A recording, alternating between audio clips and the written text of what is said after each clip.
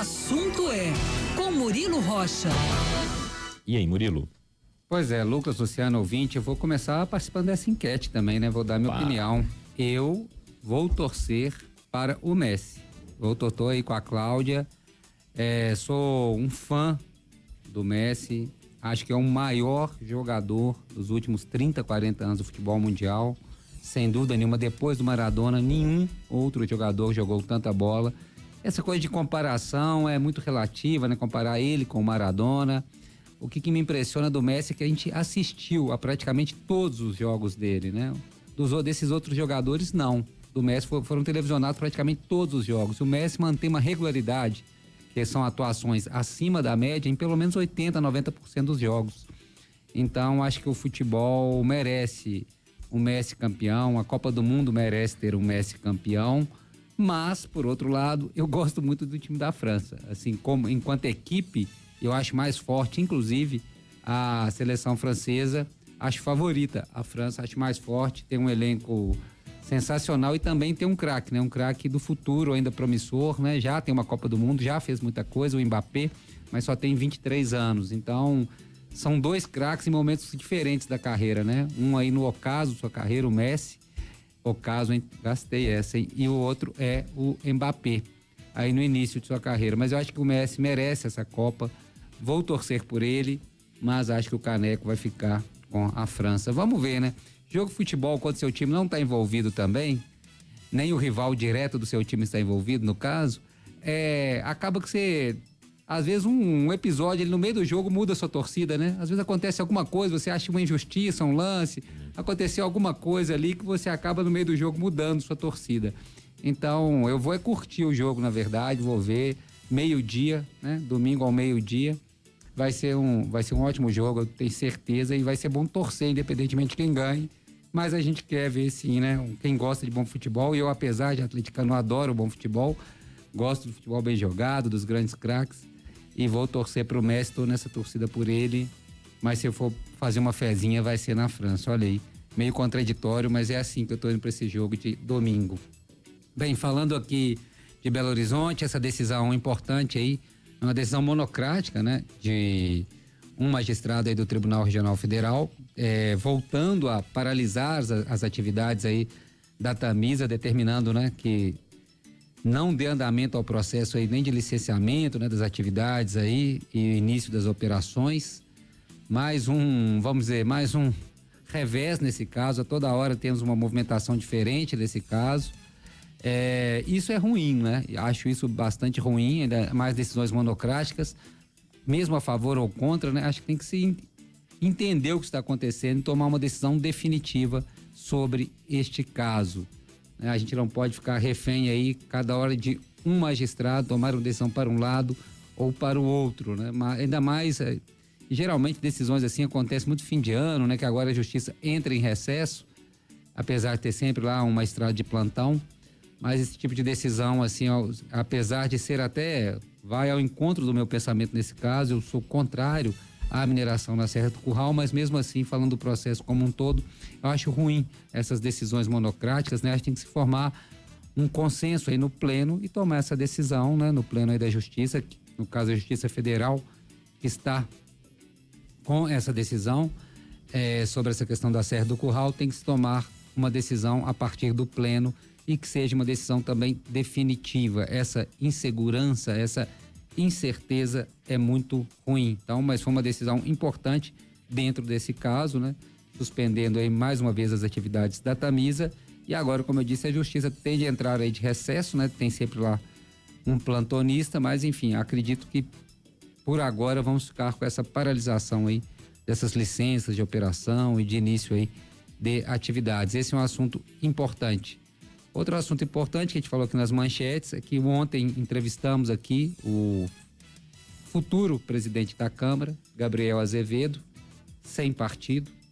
Foi uma boa conversa, uma boa entrevista, que vai ao ar amanhã às 18h50 na TV Band Minas e às 18 horas aqui na Band News no domingo.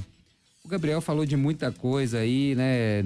Não é meio difícil desvencilhar esse momento em que ele é eleito presidente da Câmara do início do processo eleitoral para a Prefeitura de Belo Horizonte, que só ocorre em 2024. Sim, a imprensa antecipa muito as coisas, né? Está muito longe ainda, mas o tempo político e o tempo da imprensa é esse mesmo, do eleitor é outro.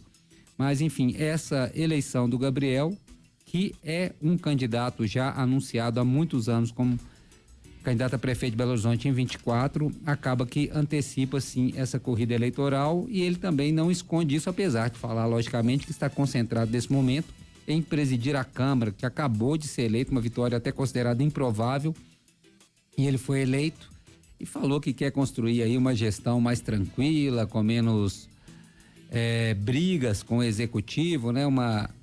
Ouvindo os vereadores, segundo ele, que é ouvir todos, dar voz a todos os 40 vereadores, excetuando ele, né? Porque são 41 no total. Ele falou que quer ouvir aí todos os 40 vereadores, dar voz a todos e tentar construir aí consensos que sejam a favor de Belo Horizonte. Ele fez essa ressalva importante, que não necessariamente quando o projeto é a favor de Belo Horizonte, é o projeto também da prefeitura, no entender dele, mas ele falou que quer ter, sim, um bom relacionamento com o executivo. E por falar em relacionamento com o executivo, uma notícia aqui, já antecipando aqui para quem está escutando a Band News, provavelmente antes do fim desse mandato, talvez até hoje aí, a presidente Nelly Aquino, a Câmara dos Vereadores, antes dessa virada aí da posse do Gabriel, a Câmara deve abrir mais uma CPI, gente. A Câmara de Vereadores deve ter mais uma CPI visando a Prefeitura de Belo Horizonte.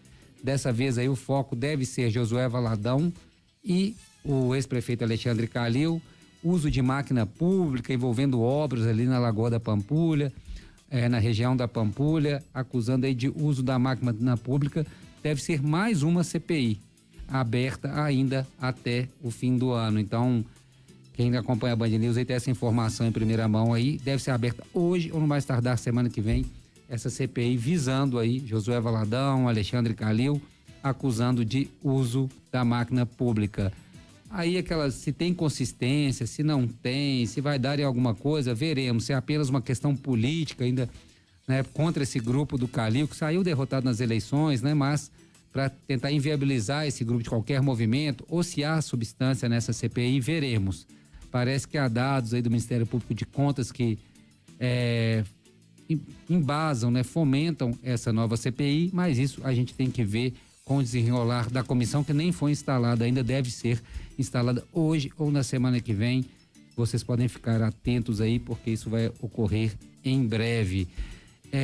Mas é isso, da parte do Gabriel Azevedo, vereador eleito, agora presidente da Câmara, ele falou que quer uma relação boa com o executivo em prol de Belo Horizonte. É meio o discurso de todos que assumem, logicamente, ninguém vai falar o contrário, mas essa eleição do Gabriel tem esse tempero aí, que ele é já colocado como um pré-candidato à Prefeitura de Belo Horizonte em 2024 e sem dúvida ele estará à frente da Câmara.